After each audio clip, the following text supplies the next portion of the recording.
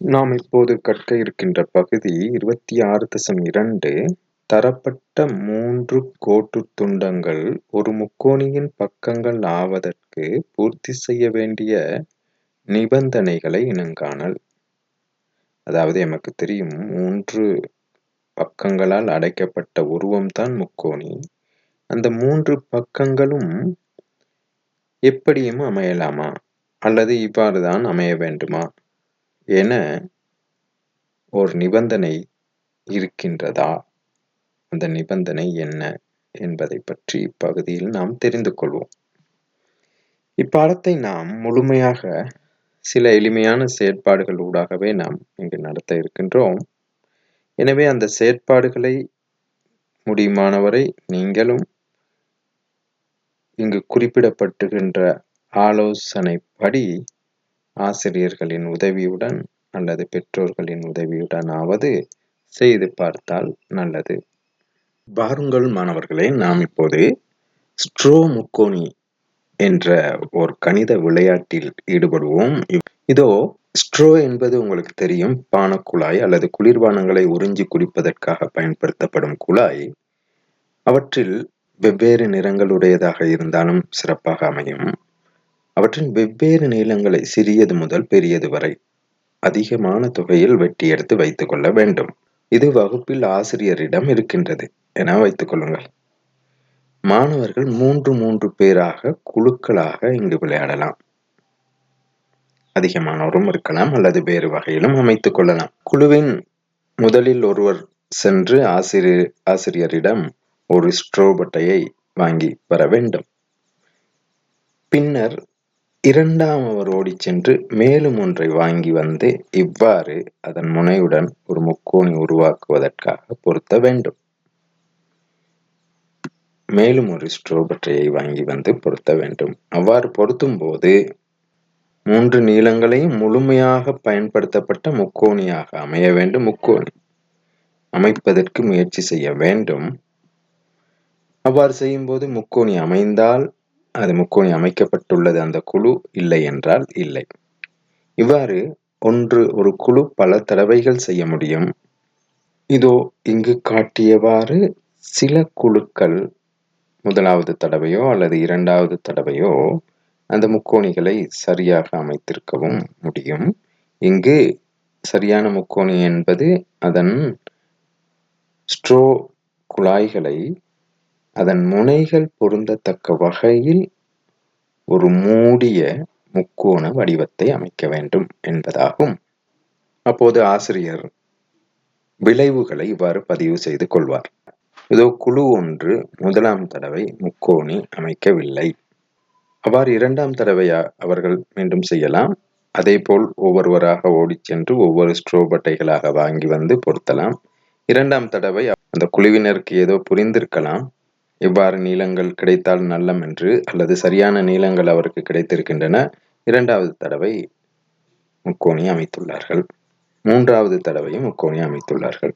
நான்காவது தடவையும் முக்கோணி அமைத்துள்ளார்கள். அவ்வாறே குழு 2 குழு 3 செய்தவைகளை இங்கு நாம் காட்டியுள்ளோம். இவ்வாறு இந்த விளையாட்டை நீங்கள் ஆசிரியரின் உதவியுடன் மேற்கொள்ள முடியும். நீங்களாகவும் செய்து பார்க்க முடியும். இறுதியாக நீங்கள் ஒரு கணித முடிவை நோக்கி இந்த உங்கள் சிந்தனையை திசை திருப்ப முடியும். மாணவர்கள் அந்த விளையாட்டின் முடிவாக ஒரு சிறிய கணித ஆராய்ச்சியை மேற்கொள்ள முடியும். இதோ அந்த பானக்குழாய்களினது நீளங்கள் ஒவ்வொன்றையும் அளவு சட்டத்தை பயன்படுத்தி அளந்தெடுத்துக் கொள்ளுங்கள். ஒவ்வொரு பகுதியினதும் அது உங்களது குழுவுக்கு கிடைத்த நீளங்களாக இருக்கலாம். இந்த நீளங்கள் எவ்வாறு அமையும் போது உங்களுக்கு முக்கோணி அமைக்கக்கூடியதாக இருக்கின்றது, எப்போது அமைக்க முடியவில்லை என்பதை பற்றி நீங்கள் ஆராய்ச்சி செய்து பார்க்கலாம். இதோ உதாரணமாக எடுத்துக்கொள்வோம். ஒரு நீளம் 22, ஒரு நீளம் 12, மற்ற நீளம் 4. இவற்றை பயன்படுத்தி இதோ இந்த நிலைமை 12, 4, 22 சென்டிமீட்டர் நீளங்கள். இப்போது உங்களுக்கு முக்கோணி அமைத்திருக்க முடிந்திருக்குமா இல்லையா? இங்கு உங்களால் முக்கோணி அமைத்திருக்க முடியாது என்பதை நீங்கள் கண்டுபிடித்திருப்பீர்கள். ஏனென்றால் இதோ 2 நீளங்கள் அந்த உச்சிகளுடன் பொருத்தி அடுத்த முனையை இணைக்கக்கூடியதாக இல்லை என்பதை இதோ இங்கு வைத்து பார்க்கும்போதே உங்களுக்கு புரிந்திருக்கும். எனவே இந்த நீளங்களுக்கு எமக்கு முக்கோணி அமைக்க முடியவில்லை என்பதுதான் அர்த்தம். இது போன்ற ஒரு அட்டவணையில் உங்கள் முடிவுகளை எழுதலாம். L1 என்பது முதலாவது நீளம், L2 இரண்டாவது நீளம், L3 மூன்றாவது நீளம். இப்போது முக்கோணி அமைக்க முடியவில்லை. அவ்வாறே வேறு ஒரு சந்தர்ப்பத்தை எடுத்து நோக்குவோம். இதோ இந்த நீளங்கள் 8, 21, 24. நீங்கள் என்ன கருதுகின்றீர்கள்? முக்கோணி அமைக்க முடிந்திருக்குமா இல்லையா? இங்கு உங்களால் நிச்சயமாக முக்கோணி அமைக்க முடிந்திருக்கும் என்பதை இதோ இவ்வாறு நினைத்து பார்க்கலாம். நீங்கள் இதோ இந்த பக்கத்தை எங்களுக்கு சுழற்றி பொருத்தக்கூடியதாக வைக்க முடியும். அதாவது நீளங்கள் 8, 24 என எடுத்துக்கொள்வோம். 21 என அமையும் போது முக்கோணி அமைக்கக்கூடியதாக உள்ளது. இவ்வாறு நீங்கள் இந்த பகுப்பை தொடர்ந்து செய்வீர்கள் என்றால் உங்களுக்கு கண்டுபிடிக்க முடியும் இதில் என்ன நடந்தது. 2 நீளங்களின் கூட்டுத்தொகையை விட மூன்றாவது நீளம் பெரிதாக இருந்தால் எமக்கு முக்கோணி அமைக்க முடியாது. ஆனால் இங்கு அவ்வாறில்லை. எந்த 2 நீளங்களை கூட்டினாலும் அதைவிட சிறியதாகத்தான் மற்ற நீளங்கள் இருக்கின்றன. உதாரணமாக 8உடன் 21 கூட்டினால் 29, அதைவிட சிறியதுதான் 24. எனவே அதுதான் இங்கு உள்ள முக்கியமான நிபந்தனை. ஒரு கோட்டின் நீளம் மற்ற 2 கோடுகளின் நீளத்தை விட பெரிதாக இருந்தால் எமக்கு முக்கோணி அமைக்க முடியாது என்ற முடிவுதான் இங்கு நாம் பெற வேண்டிய முடிவாகும். ஆணிப்பலகை என்பது ஜியோபோர்டு என்று கூறுவார்கள், முனைப்பலகை என்றும் கூறுவார்கள். இதில் 1 சென்டிமீட்டர் அளவுடைய சதுர கட்டங்களின் உச்சிகளில் ஆணிகள் பொருத்தப்பட்டவாறு பல சதுர கட்டங்களை கொண்டதாக அமைக்கப்பட்டிருக்கும். இதில் நாம் பல்வேறு தள உருவங்கள் தொடர்பான கணித செயற்பாடுகளை கற்பதற்கு முடியும். அந்த வகையில் இங்கும் நாம் முக்கோணி தொடர்பாக அதிகமான நாம் இப்போது முக்கோணியின் பக்கங்கள் எவ்வாறு அமைய வேண்டும் என்பது பற்றி கதைத்தோம் அல்லவா, அதற்கும் இங்கு பயன்படுத்தி கொள்ள முடியும். நீங்கள் செய்ய வேண்டியது வெவ்வேறுபட்ட முக்கோணிகளை ரப்பர் பேண்டுகளை பயன்படுத்தி கொள்வது மிகவும் சிறந்த வழி. ரப்பர் பேண்டுகளை பயன்படுத்தி வெவ்வேறு முக்கோணிகளை அமைக்க வேண்டும். அமைத்து அந்த முக்கோணியின் பக்கங்களை அளந்து பின்னர் எமது முக்கோணிகள் தொடர்பாக நாம் இங்கு கவனித்த சில முடிவுகளை வாய்ப்பு பார்க்க முடியும். இதோ இங்கு காட்டியது போல் 3 தர 3 ஆணிப்பலகைகளை கூட நீங்கள் இலகுவாக அமைத்துக் கொள்ள முடியும். இது ஒவ்வொன்றும் ஒவ்வொரு ஆணிப்பலகைகள் என எடுத்துக்கொள்ளுங்கள். இடைவெளி 1 சென்டிமீட்டர் இடைவெளி அல்லது 2 சென்டிமீட்டர் இடைவெளியாக அமைத்துக் கொள்வது உங்களுக்கு வசதியானதாக கூட இருக்கும். அப்போது நீங்கள் இங்கு வெவ்வேறு முக்கோணிகளை ரப்பர் பேண்டுகளை கொண்டு அமைக்கலாம். உதாரணமாக எடுத்துக்கொள்ளுமே, இது 2, இது 2 என்று இந்த முதலாவது ஜியோபோர்டில் 2, 2, 4, அது கட்டாயமாக இதைவிட அதிகமாகத்தான் இருக்கும்.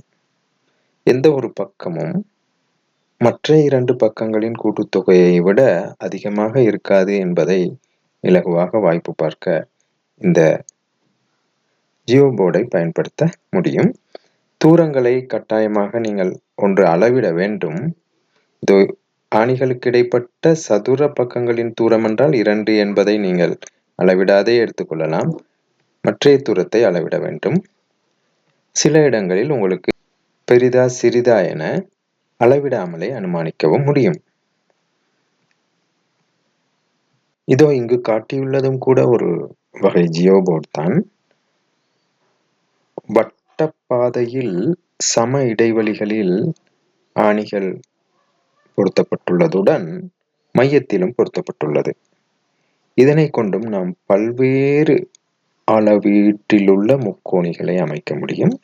முக்கோணிகள் அமைப்பது மாத்திரமல்ல, இதனை பல்வேறு தேவைகளுக்கு பாவிக்க முடியும். எமக்கு இப்போதைக்கு முக்கோணி தொடர்பாக ஆராய்ச்சி செய்வதால் நீங்கள் இவ்வாறு பல முக்கோணிகளை ரப்பர் பேண்ட் மூலமாக அமைத்து முக்கோணிகளின் பக்கங்கள் தொடர்பாக ஆராய்கின்ற இந்த முடிவை சரிபார்க்க முடியும். இங்கு கட்டாயமாக நீங்கள் ஒரு அளவு சட்டத்தை பயன்படுத்தி முக்கோணிகளின் நீளங்களை அளக்க வேண்டும். பின்னர் அவற்றை அட்டவணைப்படுத்தி முடிவுகளை வாய்ப்பு பார்க்க. நாம் முக்கோணியின் பக்கங்கள் தொடர்பாக மேற்கொண்ட சிறிய ஆராய்ச்சியின் விளைவாக நாம் இவற்றை குறிப்பிட முடியும்.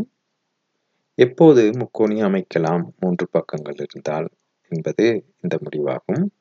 அதாவது தரப்பட்ட 3 கோட்டு துண்டங்களில் எவையேனும் இரு துண்டங்களினது நீளங்களின் கூட்டுத்தொகை மற்றைய அல்லது மூன்றாவது துண்டத்தை விட கூடியதெனில் அவற்றை கொண்டு முக்கோணியை அமைக்கலாம். அதாவது எப்போதுமே முக்கோணி ஒன்று அமைய வேண்டுமென்றால் அதன் இரு பக்கங்களின் கூட்டுத்தொகை மூன்றாவது பக்கத்தை விட கூடியதாக இருக்க வேண்டும். அவ்வாறே எப்போது முக்கோணி அமைக்க முடியாது என தெரிந்து கொள்ள வேண்டுமென்றால் அந்த நிபந்தனை திருப்தி செய்யாத போது, அதாவது 2 பக்கங்களின் கூட்டுத்தொகை மூன்றாவது பக்கத்தை விட குறைந்ததாக இருக்குமெனின், 3 பக்கங்கள் முக்கோணிக்கு தேவை, ஏதேனும் இரு பக்கங்களின் கூட்டுத்தொகை மூன்றாவது பக்கத்தை விட குறைந்ததாக இருக்குமெனின் அப்போது எமக்கு முக்கோணி அமைக்க முடியாது. எனவே இந்த வகையில் மாணவர்கள் இந்த கருத்துக்களை குறிப்பிடக்கூடியதாக இருக்க வேண்டும். மாணவர்கள் தொடர்ந்து பாடப்புத்தகத்தில் உள்ள பயிற்சி 26.1 மேற்கொள்ள முடியும்.